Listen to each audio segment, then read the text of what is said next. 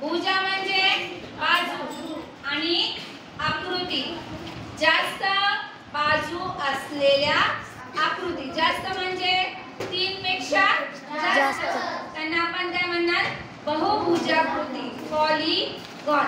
आता लक्ष द्या मी ते भूल काढते लक्ष द्या सगळे।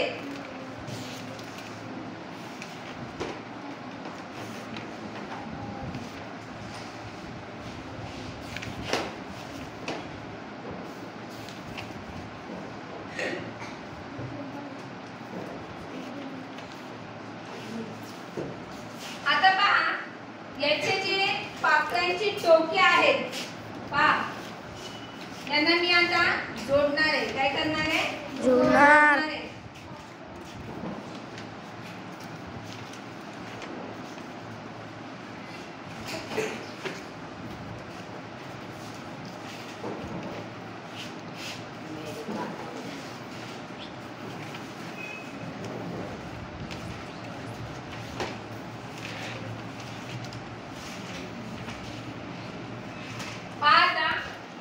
या फुलांच्या पाकळ्यांना मी त्यांच्या टोकांना काय केलं जोडलं आणि जोडल्यानंतर आपल्याला किती बाजू तयार होताना दिसल्या 1 2 3 4 5 6 है ना।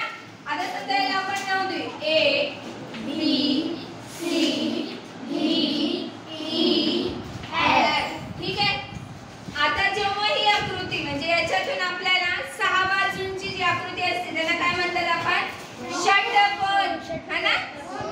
म्हणजे बहुभुजाकृती आपल्याला या पाकळ्यांपासून काय तयार झालं बहुभुजाकृती आकृती तयार झाली ती म्हणजे काय षटकोन। तिच्या बाजू किती आहेत 6 3 पेक्षा जास्त 3 बाजू कुणाला असतात त्रिकोणाला 4 बाजू चौकोनाला 5 बाजू पंचकोन आणि षटकोनाला किती आहे 6 3 पेक्षा जास्त बाजू असलेल्या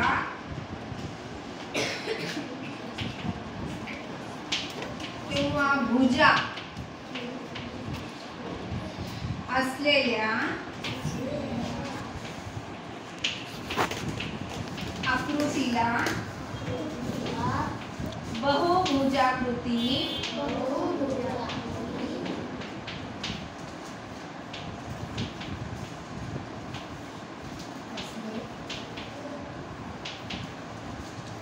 असे म्हणतात बरोबर आहे का। आणि या आकृतीमध्ये कोणती आकृती तयार झालेली आहे षटकोन। उदाहरणार्थ काय येईल मग त्रिकोण चौकोन पंचकोन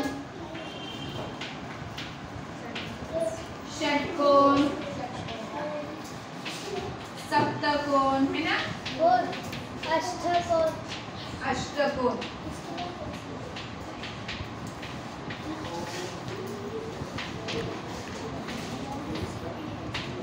आणि ही आकृती कशाची तयार झालेली आपल्याला दिसते षटकोन। समजलं बहुभुजाकृती म्हणजे काय समजलं